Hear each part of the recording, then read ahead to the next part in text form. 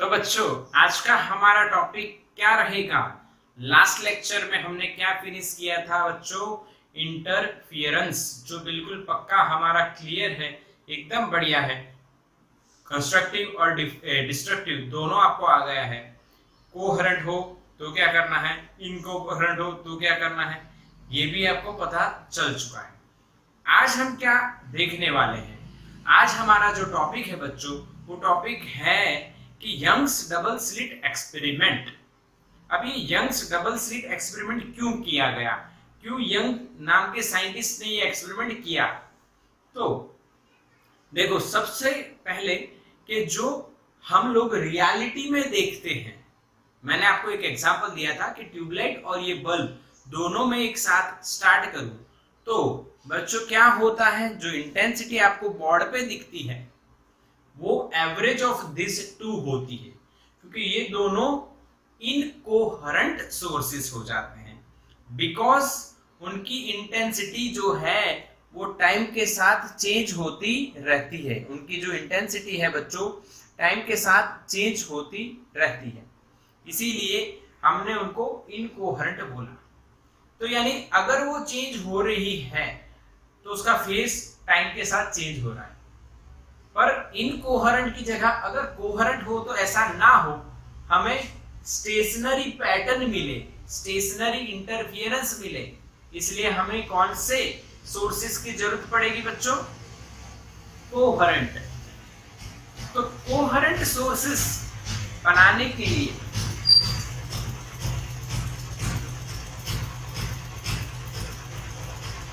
Coherent sources किस तरह से बनाए जाए, उसकी दो मेथड है बच्चों, दो मेथड।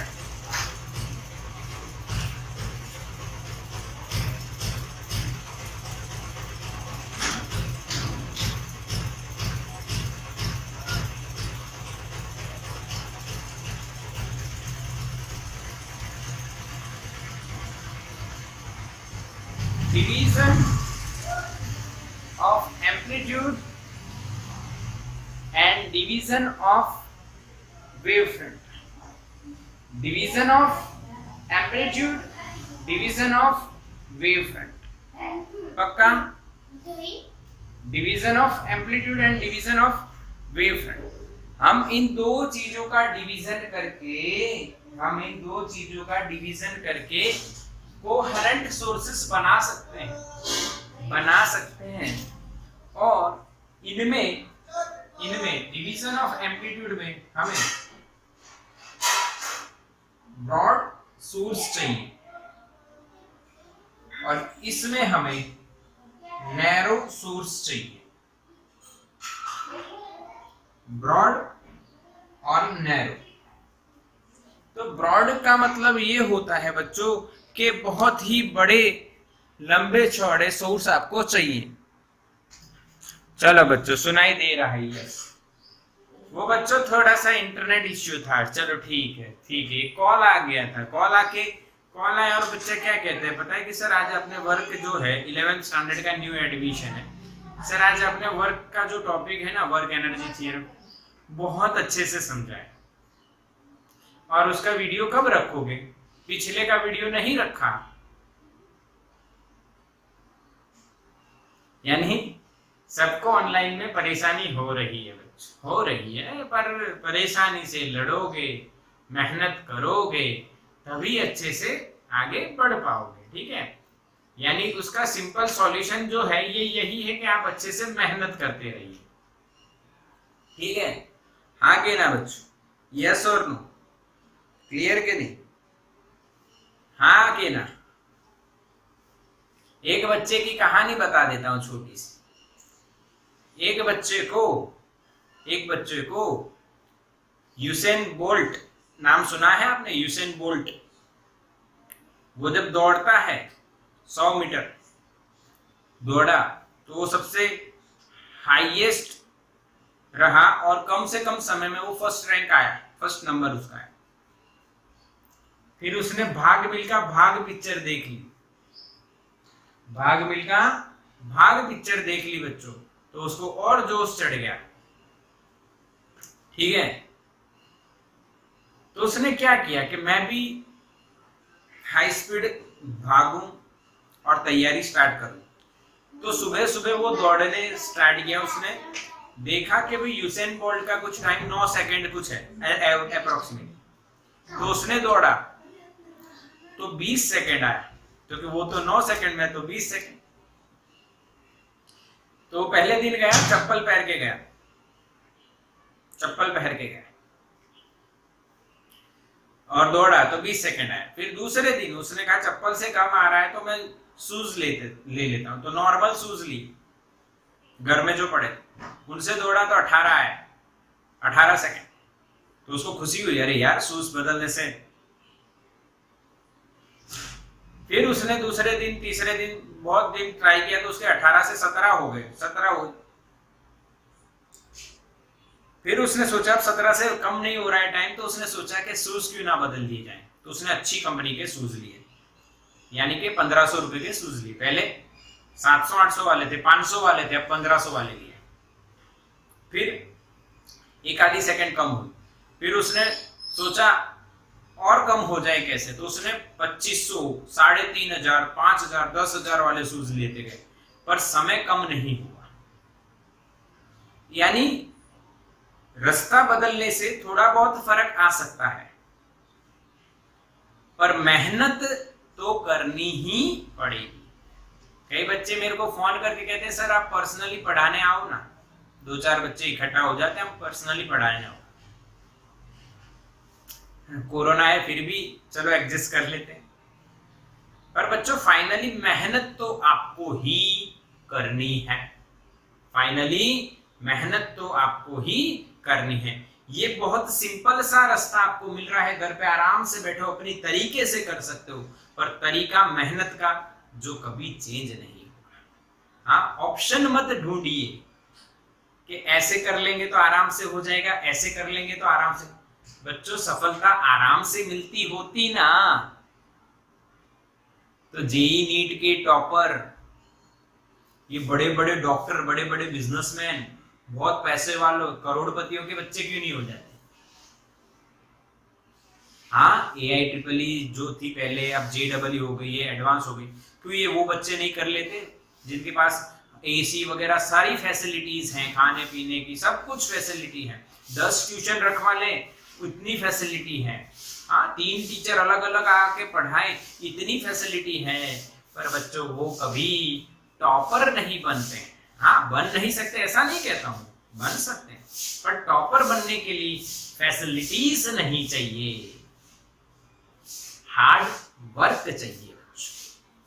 यानी मैंने देखा है कई बच्चे मुझको फोन करते हैं, ऐसे कई वो और जगह भी ट्राई करते होंगे ना, पर बच्चों उससे कुछ नहीं होगा, कुछ नहीं होगा। मेहनत का कोई दूसरा ऑप्शन ही नहीं। हाँ, आप कहीं भी चले जाओ, मैं पढ़ा रहा हूं, आप ऑनलाइन दूसरे लेक्चर्स देख लीजिए, बहुत सारे टीचर अवेलेबल। हाँ, सबका तरीका अलग अलग होगा, मेरा कुछ अपना तरीका है, दूसरे का कुछ अपना तरीका हो, तरीका अलग होगा, पर ये सब तो सेम ही रहने वाला है।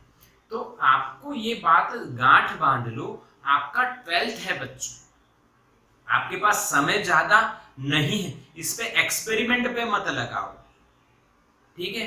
फोकस ऑन योर गोल और लग जाओ बस कि ये मेरा गोल है, इसको मुझे अचीव करना है, चाहे कुछ भी हो। फिर आप ऐसे सोचोगे कि परेशानी आ रही, तो बच्चों ऐसा कोई भी गोल नहीं है जिसमें परेशानी ना हो। मान लो फुटबॉल का गेम है, एक टीम है, दूसरे का टीम के कोई मेंबर ही नहीं है, मुझे गोल करना है सामने जाके, और सामने कोई टीम ही नहीं है, तो हमारी टीम कितने आराम से, कोई परेशानी ही नहीं है, हमें जाना है और गोल करना है। चलो करो, कितने गोल करोगे बताओ, मैसेज करो, कितने गोल करोगे? 1, 10, 5, 50? अरे 10 गोल के बाद आपको कंटाला आ जाएगा। क्यों?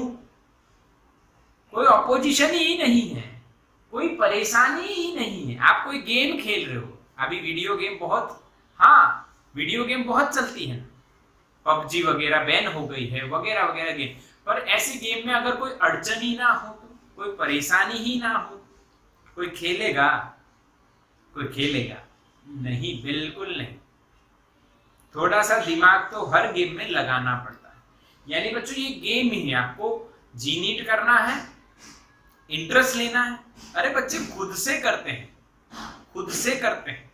इतना अवेलेबल ऑप्शंस है ऑनलाइन, आप खुद से इतना कर सकते हो ना, जिसका कोई लिमिट ही नहीं है। आप जेई एडवांस भी कर सकते हो, जेई मेंस भी कर सकते हो, नीट भी कर सकते हो। कोई यानी ये 11th के बच्चे मेरे को एक्साइट होकर क्वेश्चंस पूछते हैं, तो मेरे को लगता है कई बार कि ये क्यों गलत दिशा में जा रहे हैं, क्यों गलत। वैसे आप भी जा रहे होंगे, हालांकि आप मुझे नहीं बता रहे, पर कई बच्चे ऐसा सोच रहे होंगे, उसका कोई मतलब नहीं है।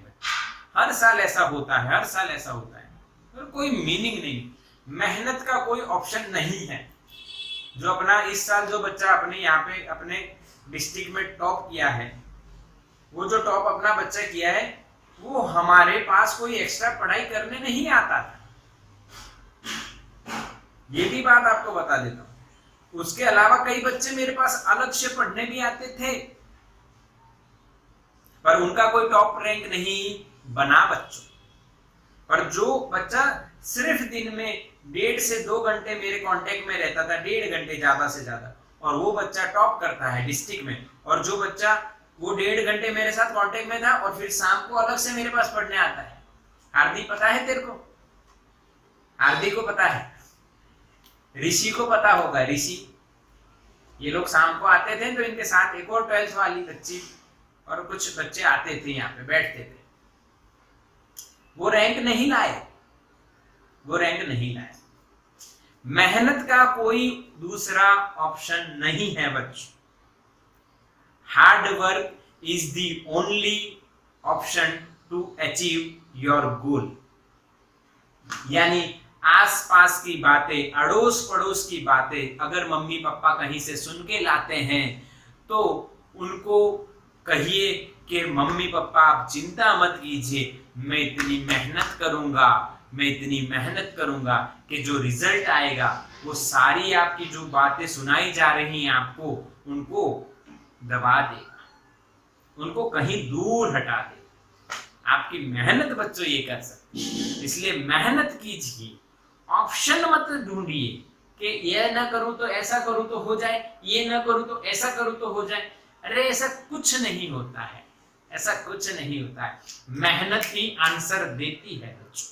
और हमारे पास अभी यही ऑप्शन है कि मैं आपसे कनेक्ट ऑनलाइन हो सकता हूं, रूबरू हम मिल नहीं सकते हैं, बट बच्चों मेहनत जो है हमारे पास, उसको कोई नहीं छीन सकता, उसको मिलने से कोई नहीं रोक सकता।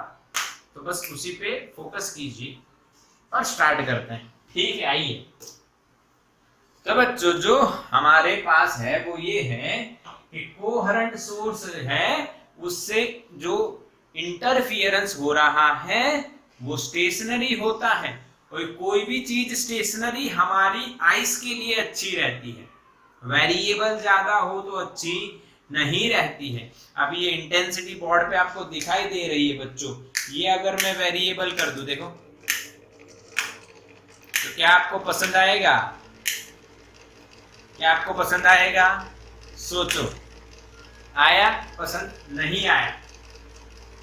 तो वेरिएबल जो है बच्चों वो पसंद नहीं आता है, हमें स्टेशनरी पसंद आता है। इसीलिए हम कोहेरेंट सोर्स बनाने निकले, पर उसमें हमारे पास 2 मेथड हुई, एम्पलीट्यूड को तोड़ो या वेव फ्रंट को तोड़ो।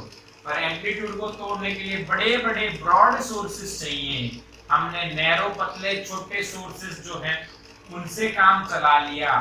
तो ये चलाया किसने? ऐसा किया किसने? थॉमस यंग नाम के साइंटिस्ट हैं बच्चों, उन्होंने ये किया। इसीलिए उसको हमने पढ़ना क्या है अब हमें? Young's double slit experiment. क्या पढ़ेंगे बच्चों अब हम? Young's double slit experiment. बोलो समझ में आया कि नहीं? यस और नो? बिल्कुल यस। तो to obtain coherent sources, we have to study YDSE. YDSE का मतलब होता है यंग्स डबल स्लिट एक्सपेरिमेंट। तो बच्चों उन्होंने क्या किया ये हम देखने वाले हैं।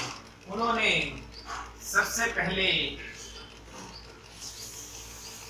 यहाँ पे ध्यान से देखना है, एक छोटे से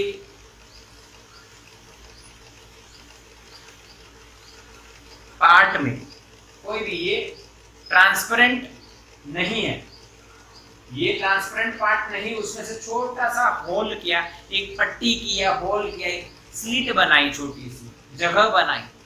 ओके, फिर उन्होंने उसके थोड़ी सी दूर, उसके नजदीक ही रखा, और यहाँ पे दूसरा एक स्क्रीन रखा जो ट्रांसपेरेंट नहीं है, उसमें दो और बनाई ऐसी स्लिट जो बहुत छोटी थी,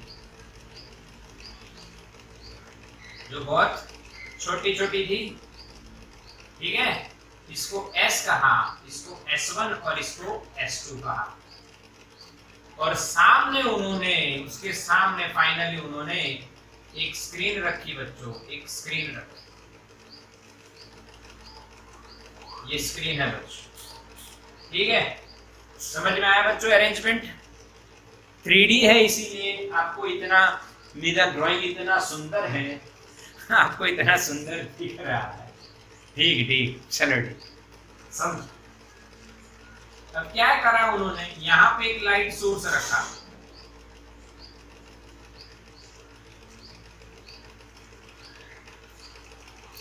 उस सोर्स में से यहाँ पे वेव्स निकले। ये जो डिस्टेंस है बच्चों, ये डिस्टेंस उन्होंने मिलीमीटर के ऑर्डर का रखा, मिलीमीटर।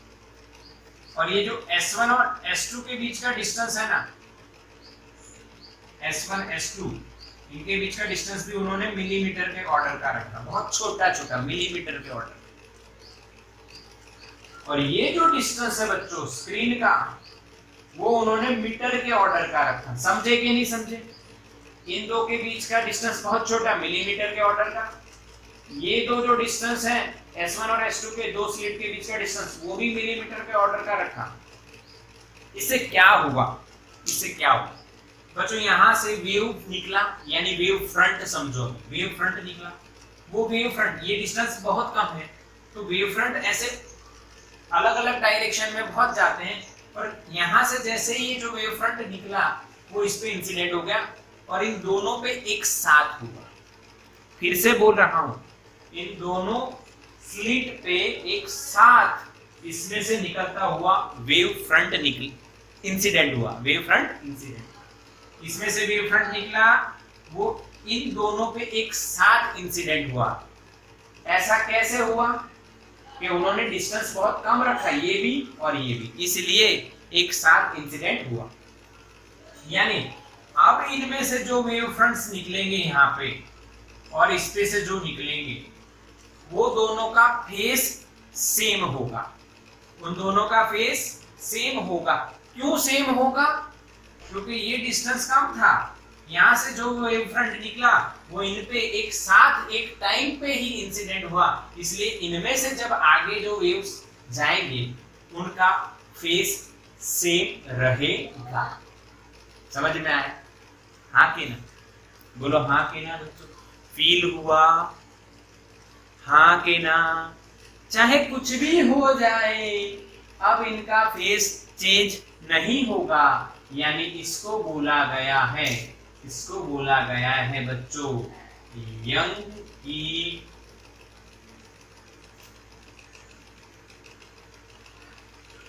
यंग साहब ने क्या कर दिया?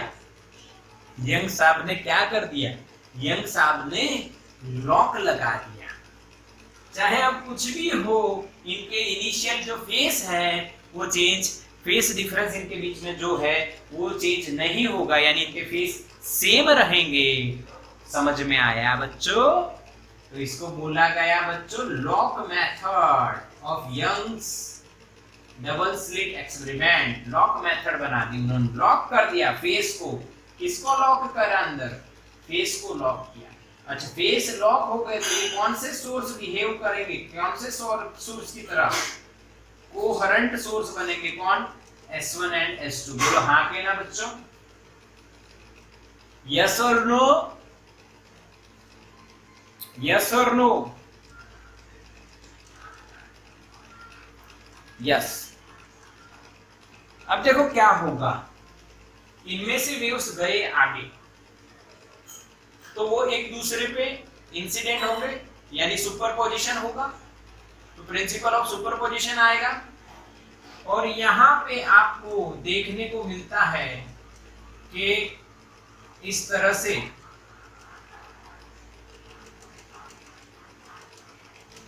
कुछ पार्ट में इंटेंसिटी होती है और कुछ पार्ट में नहीं होती है। कुछ पार्ट में इंटेंसिटी होती है, कुछ पार्ट में नहीं होती। तो इनको बोला गया, इसको बोला गया इंटरफियरेंस पैटर्न। बताइए, ये पैटर्न स्टेशनरी है या वेरिएबल है? बताइए कैसे सोर्स है? कोहेरेंट। तो ये पैटर्न जो आपको मिलेगी बच्चों, ये स्टेशनरी पैटर्न मिलेगी। कैसी मिलेगी बच्चों? Stationary pattern. यस। और ये जो यहाँ पे मिलेंगी, यहाँ पे ब्राइट फ्रिंज बोली जाएगी इसको। क्या बोली गई बच्चों? Bright fringe. और ये वाली बोली जाएगी जहां पे इंटेंसिटी 0 है, उसको बोलेंगे हम डार्क फ्रिंज। फ्रिंज यानी बहुत पतला पार्ट है, इसीलिए इसको यानी इक्वली स्पेस्ड है, ये भी हम आगे पढ़ेंगे। पर इनको फ्रिंज बोला गया। जहां पे लाइट दिख रही है वो ब्राइट है, जहां पे डार्क है उसको डार्क फ्रिंज बोला गया। बोलो समझ में आया बच्चों? This is YDSE। ये क्या है बच्चों? Young's double slit experiment. Clear? आगे ना स्क्रीनशॉट लेना है तो ले लो, बाकी तो ये एक्सपेरिमेंट है सिंपल। हाँ, ये ले लेना और ये लिख लेना है, मीटर और मिलीमीटर का ऑर्डर होता है। S1 S2 के बीच में मिलीमीटर का ऑर्डर होता है, क्योंकि कोहेरेंट सोर्स बनाना है, फेस को लॉक करना है। ये मेथड बनाई यंग ने। अच्छा, ये कौन सी है? डिवीजन ऑफ एम्पलीट्यूड और डिवीजन ऑफ वेव फ्रंट। चलो बताओ, डिवीजन ऑफ एम्पलीट्यूड है या डिवीजन ऑफ वेव फ्रंट है? यस, सही जवाब डिवीजन ऑफ वेव फ्रंट है। यहां से एक वेव फ्रंट आया, वो इन पे इंसिडेंट हुआ, फिर उसका डिवीजन हुआ। अच्छा, यानी कि यहाँ पे आपने देखा कि डिवीजन ऑफ वेव फ्रंट करने के लिए कैसे सोर्स हमने यूज किए? ब्रॉड या नैरो? तो भाई नैरो सोर्स यूज किए। ठीक है, अब इसी को मैं लाइन डायग्राम से बताने वाला हूं। किससे? लाइन डायग्राम, यानी एक एक लाइन में आपको बताऊंगा। और उसका मान लीजिए आप टॉप व्यू देखोगे, टॉप व्यू में आपको S1 एक पॉइंट दिखेगा, S2 एक पॉइंट दिखेगा, ये डिस्टेंस दिखेगा। यहाँ पे आपको ऐसे लाइन दिखेगी जो स्क्रीन है हमारी वो, और उससे हम इसका इक्वेशन बनाएंगे। अब इक्वेशन क्यों बनाएंगे? तो अब इक्वेशन ये होता है, यहाँ पे डिस्ट्रक्शन हुआ, जहां पे डार्क है वहां पे डिस्ट्रक्शन हुआ, जहां पे ब्राइट पोर्शन है वहां पे कंस्ट्रक्शन हुआ। Destructive interference and constructive. अब उनकी तो कंडीशन हम थ्योरी में ऐसे पढ़े हैं, और से कैसे पढ़े? Path difference. कैसे पढ़े हैं बच्चों? पाथ डिफरेंस और फेस डिफरेंस के हिसाब से पढ़े। तो अब वो पाथ डिफरेंस और फेस डिफरेंस, ये डिस्टेंस और इन दोनों के बीच के डिस्टेंस के फॉर्म में होना चाहिए। S1 S2 का जो डिस्टेंस है उसको आप स्मॉल d बोल दीजिए, और ये जो स्लिट्स हैं और यहाँ पे जो स्क्रीन है उसके बीच का डिस्टेंस हम क्या बोल रहे हैं? कैपिटल D, और ये स्मॉल d। इनके टर्म में पाथ डिफरेंस कैसे मिलेगा वो अब हम पढ़ने वाले हैं। चलिए बच्चों, तो स्टार्ट करते हैं। इसका मैं लाइन डायग्राम बनाने वाला हूं। क्या बनाने वाला हूं? लाइन डायग्राम, जो आपको बिल्कुल से रटा हुआ हो, इस तरह से तैयार करना है। आपको सब ऐसा बोले कि रट लिया, पर उनको पता नहीं आपने रटा नहीं है, आपने समझ के इस तरह से प्रैक्टिस की है कि आपको वो याद रह गया है। चलो ठीक बच्चों, यहाँ पे मैंने एक सोर्स लिया, ये दूसरा सोर्स, इसको मैंने S1 बोला, इसको मैंने S2 बोला। ये जो डिस्टेंस है ये d मिलीमीटर के ऑर्डर का है। ठीक बच्चों, ये इसका बाइसेक्टर है और ये बाइसेक्टर मैंने आगे यहाँ पे एक्सपांड किया और यहाँ पे हमने स्क्रीन रखी हुई है। टॉप व्यू बता रहा हूँ, टॉप व्यू, ठीक है। और यहाँ से वेव्स आ रहे हैं और यहाँ पे हर पॉइंट पे कहीं पे कंस्ट्रक्शन हो रहा है, कहीं पे डिस्ट्रक्शन हो रहा है। तो उन पॉइंट में से एक पॉइंट मैं ये यहाँ पे सिलेक्ट करता हूँ जिसको मैं नाम दे रहा हूँ P। तो S1 में से एक वेव आया जिसने मान लो R1 डिस्टेंस ट्रैवल किया और S2 में से एक वेव आया, रे बता रहे हैं ये, जिसने R2 डिस्टेंस ट्रैवल किया। ओके, स्लिट्स और जो स्क्रीन है उसके बीच का डिस्टेंस कैपिटल D है और ये मान लो ये पॉइंट बच्चों 0 या O है, कुछ भी मान सकते हो। ये डिस्टेंस मान लीजिए x, कितना है बच्चों, x डिस्टेंस। समझ में आया बच्चों डायग्राम? यस और नो? यही टॉप व्यू दिखेगा ना हमें? यस, फील करना है। टॉप से आप देख रहे हो ये S1 है, ये S2 है, यहां से वेव इस पी पॉइंट पे आ रही है, यहाँ पे स्क्रीन है, बस खत्म। अब यहाँ पे ध्यान से समझना है आपको बच्चों, ध्यान से समझना है। यहाँ पे पाथ डिफरेंस हम क्या लिखेंगे? कंडीशन ऑब्टेन करनी है ना कि पी पॉइंट पे कंस्ट्रक्टिव है या डिस्ट्रक्टिव। अगर कंस्ट्रक्टिव आया तो कंडीशन कैसी और डिस्ट्रक्टिव आया तो कंडीशन कैसी। तो पाथ डिफरेंस क्या होगा? S2P minus S1P। अब ये ऑब्टेन करने के लिए हम एक मैथमेटिकल लॉजिक यूज करने वाले हैं, इसीलिए मैं यहाँ पे इसको हटा के इनका स्क्वायर कर रहा हूं। अब देखो, ध्यान से देखना है बच्चों, यहां पे मैं इसको सीधा स्ट्रेट लाइन बनाऊं तो ये 90 हो गया। ध्यान से देखना, S2P और यहां पे मैंने नाम दिया M, कुछ भी नाम दे सकता हूं, S2PM। ये ट्राइंगल राइट एंगल हो गया, सही है। तो S2P का स्क्वायर क्या लिखा जाएगा? ऑपोजिट का स्क्वायर अपॉन प्लस एडजेसेंट का स्क्वायर। तो ऑपोजिट देखो कितनी है, PM। अच्छा, ये बताओ ये डिस्टेंस कितना होगा? तो ये टोटल D है, ये बाइसेक्टर है तो ये D/2 हो गया। और यहां पे आप देखो तो D/2 प्लस x लिखा जाएगा। तो ध्यान से देखिए, ध्यान से देखिए, मैं लिख रहा हूं एडजेसेंट का स्क्वायर यानी D का square plus x plus D/2 का होल स्क्वायर। एग्री या नहीं? एग्री या नहीं? बताओ हाँ के ना, बताओ मेरे बच्चों हाँ के ना। यस, बिल्कुल मैथमेटिकल लॉजिक है, सिंपल 9th स्टैंडर्ड में पढ़े या 10th में पढ़े, आप पाइथागोरस पढ़े थे ना, बस वही बताया। अब S1P के लिए इसको मैं R2 यहां लिख देता हूं, यहां से मैंने लाइन ली है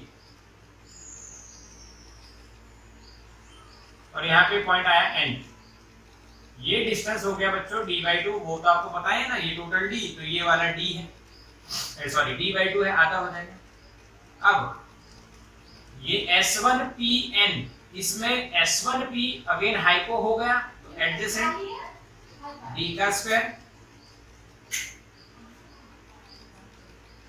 ठीक है, माइनस ये प्लस, तो प्लस ऑपोजिट का स्क्वायर, भाई ऑपोजिट इतना है PN, x में से D/2 निकालो तो PN मिल जाएगा। तो यहाँ पे आएगा x माइनस D/2, ये मिल गया बच्चों PN और उसका स्क्वायर, यानी ये आप पाइथागोरस लिख लिए। बोलो पक्का बच्चों? अरे हाँ के ना? यस, बिल्कुल पक्का, बिल्कुल पक्का, बिल्कुल पक्का। अब इसको कंटिन्यू करते हैं, हम कंटिन्यू करते हैं। तो ध्यान से देखिए, इसको एक्सपांड करते हैं हम, तो डी स्क्वायर प्लस, इसको एक्सपांड करेंगे हम लोग, आपको मिलेगा x square plus x D plus D square by 4। अरे हाँ के ना, ये एज इट इज, ये एज इट इज, पर a प्लस बी का स्क्वायर यानी a स्क्वायर प्लस 2ab, पर यहाँ पे 2 क्यों नहीं है, क्योंकि d जो है हमारा d बाई 2 है, तो d बाई 2 इंटू 2 कट हो जाएगा, और लास्ट में d बाई 2 का स्क्वायर। सही है कि नहीं? मैसेज करो मेरे बच्चों। यस, अब इसका एक्सपांशन लिख रहा हूं, माइनस डी स्क्वायर, अब इसका एक्सपांशन होगा x square minus 2xd plus D square by 4, और ये माइनस अंदर आएगा तो सभी साइन चेंज हो जाएगी, ये माइनस, ये प्लस और ये माइनस हो जाएगा। बोलो एग्री या नॉट, बोलो एग्री या नॉट, बोलो एग्री या नॉट। अगर नो तो मैसेज करो नो, एन भी लिख सकते हो, एन, नो का एन। यस, समझ में आ गया, चलो बढ़िया है। अब इसमें जो ऑपोजिट साइन है और जो सेम दिख रहे हैं आपको, तो उनको कट कर दो, तो ये और ये और ये, तो ये कट, ये कट, सही है, और ये भी कट। xd प्लस xd, बच्चों क्या आंसर आएगा? 2xd। सही है, सही है क्या नहीं? यानी हमने क्या ऑब्टेन किया, s2p का स्क्वायर माइनस s1p का स्क्वायर, आपका क्या आ गया बच्चों? 2xd। बिल्कुल संतोषकारक आंसर। सेटिस्फाइड हो आप लोग सभी, सेटिस्फाइड हो आप लोग सभी इससे?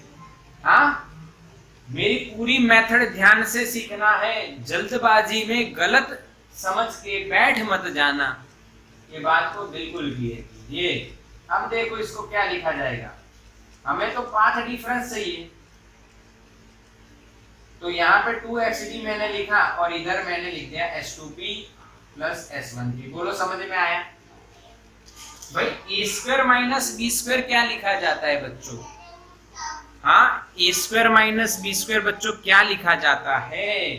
ए स्क्वायर माइनस बी स्क्वायर बच्चों लिखा जाएगा ए माइनस बी और ए प्लस बी।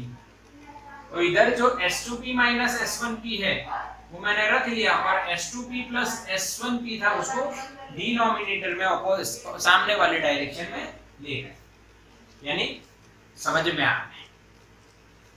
अब ध्यान से आपको समझना है आगे। अब जब आप s2p प्लस s1p करोगे तो जो एनसीईआरटी है वो आपको एक एग्जाम्पल से ये समझाती है। क्या समझाती है? एक एग्जाम्पल से, s2p plus s1p approximately 2d होता है, यानी उस एग्जाम्पल में बच्चों d की वैल्यू लगभग 100 सेंटीमीटर या कुछ ली जाती है, और स्मॉल d की वैल्यू जो है वो कुछ 1 mm के हिसाब से ली जाती है। तो इसको पूरे को आप सॉल्व करते हो तो आपको आंसर मिलता है 200 के नजदीक, 200 पॉइंट समथिंग। तो you can easily approximate it up to 2d, और अप्रोक्सीमेटली आप उसको 2d कह सकते हैं। हाँ कहना बच्चों, समझ में आया? वो आप देखोगे अंदर। मैं दूसरा तरीका बताता हूं इसका, देखो लॉजिकल तरीका, सिंपल।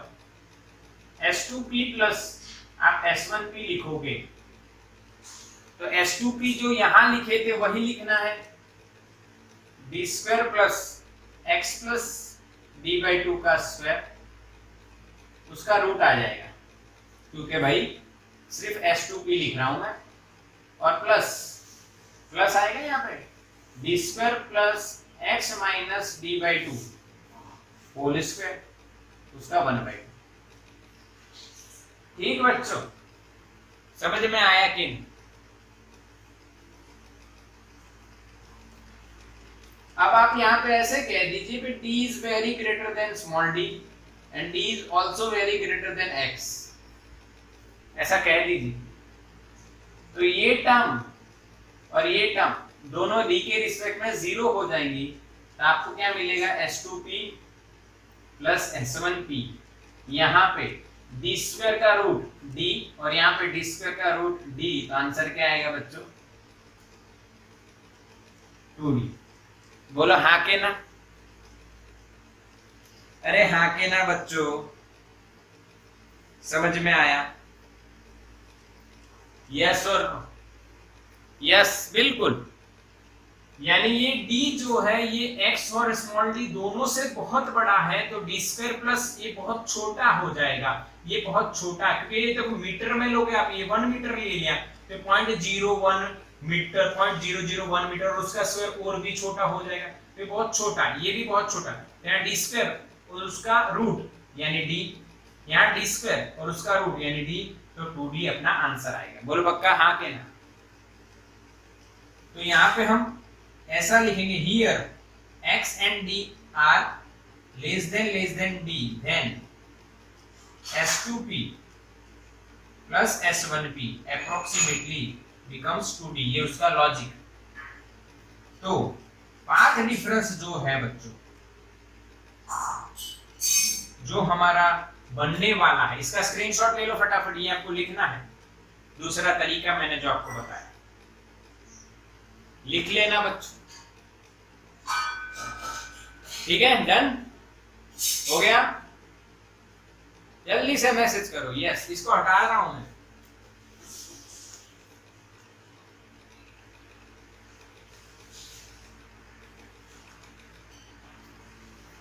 इसको हटा रहा हूं। अब देखो पार्ट डिफरेंस जो है हमारा वो क्या बनेगा? S2p minus S1p is equal to 2xd upon 2d, तो 2 मर जाएगा। हाँ, तो this is our path difference, S2p minus S1p is equal to xd by d। अब जो क्वेश्चन था वो ये था कि कंस्ट्रक्टिव इंटरफेरेंस के लिए और डिस्ट्रक्टिव इंटरफेरेंस के लिए जो पाथ डिफरेंस है xd by d आया यहाँ पे, वो n लैम्बडा होना चाहिए, और डिस्ट्रक्टिव के लिए वो आपका n प्लस हाफ लैम्बडा होना चाहिए। यस और नो? यस और नो बच्चों? हाँ कि ना? यस, समझ में आ गया? और जो दोनों ही कंडीशन में जो n चलेगा वो आपको 0, 1, 2 पर प्लस और माइनस दोनों। क्यों? कि जैसे ऊपर मिलते जाएंगे वैसे ही नीचे भी मिलेंगे बच्चों, दोनों साइड। ये बाइसेक्टर को आप सेंट्रल मान लो, सेंट्रल फ्रिंज मान लो, तो उसके ऊपर और नीचे, ऊपर अगर आप प्लस गिनते जाओ तो नीचे वाले माइनस सेम टू सेम आपको इक्वी डिस्टेंस पे मिलते जाते हैं। बोलो समझ में आया? हाँ कि ना? यस और नो बच्चों? यस और नो बताओ। हाँ, क्या इसको आप R2 माइनस R1 भी कह सकते हो, path difference S2p minus S1p, R2 minus R। बिल्कुल क्लियर रखना है, बिल्कुल क्लियर रखना है। हाँ, स्क्रीनशॉट ले लो अब इसका भी पूरा। यस, डन ना? स्क्रीनशॉट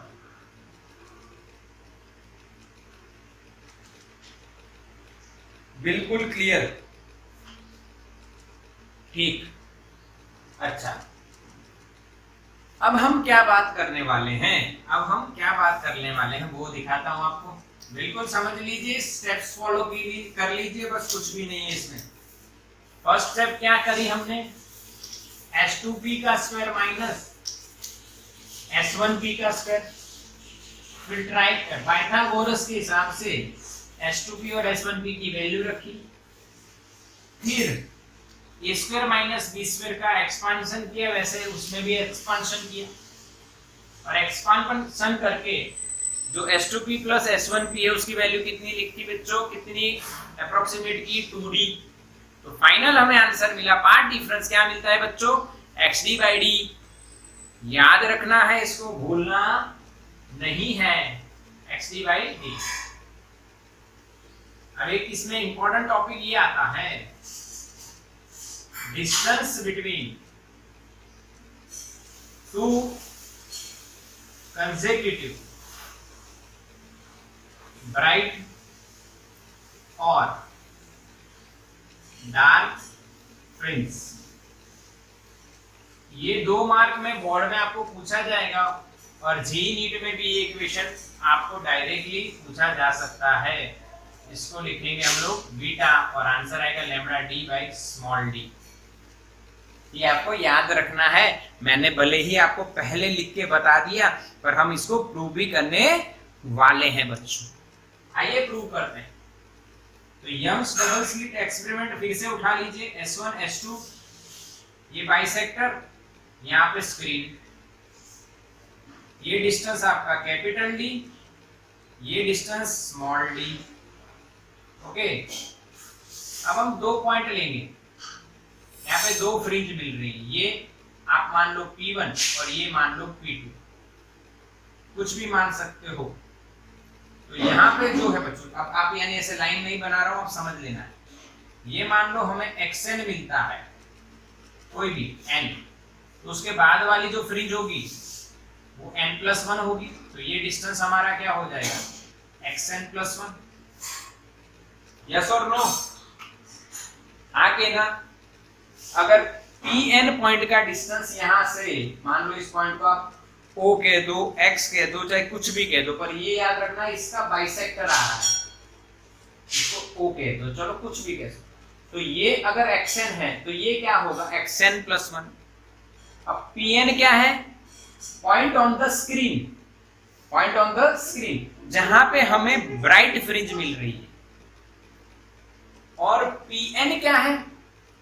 यानी आप ऐसे देखो कि ये पूरी स्क्रीन है बच्चों, तो आप ये सेंट्रल है, यहाँ पे आपको Pn मिल रही है ब्राइट फ्रिंज, तो उसके पास वाली कंसेक्यूटिव वाली वो क्या होगी Pn+1। ये पहली है तो ये दूसरी है, ये दूसरी है तो ये तीसरी है।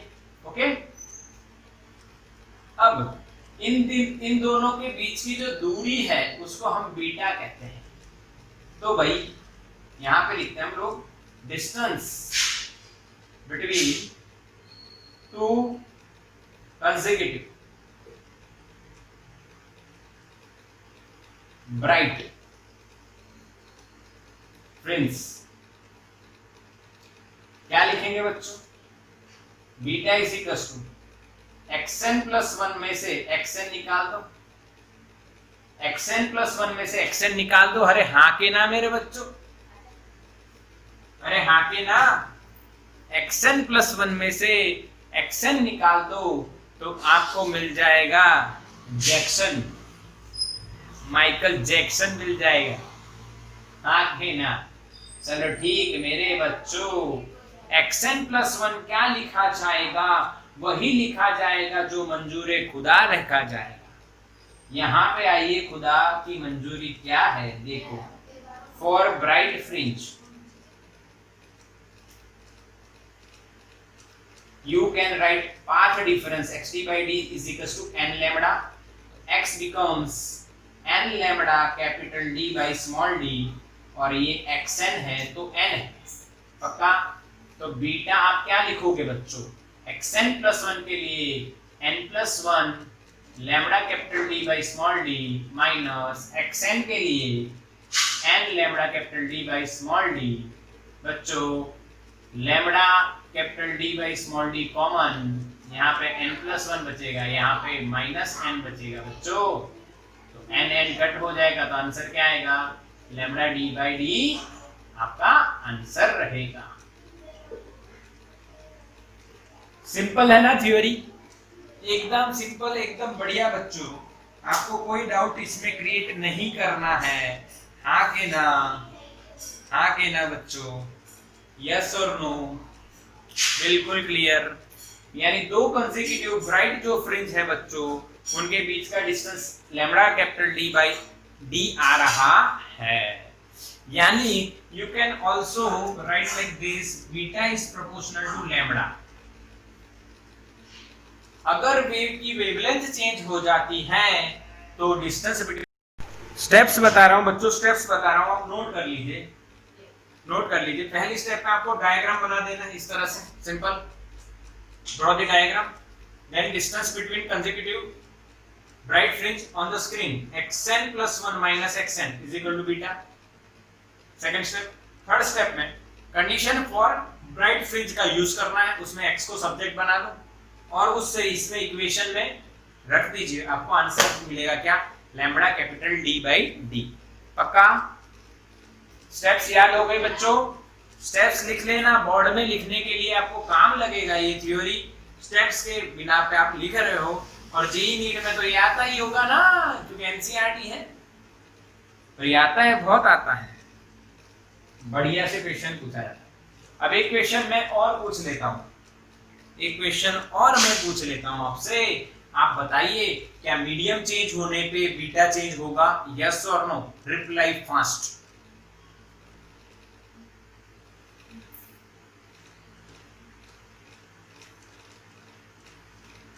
यस, निकिता का आंसर राइट है, आदित्य का भी राइट है, आंसर आपका राइट है.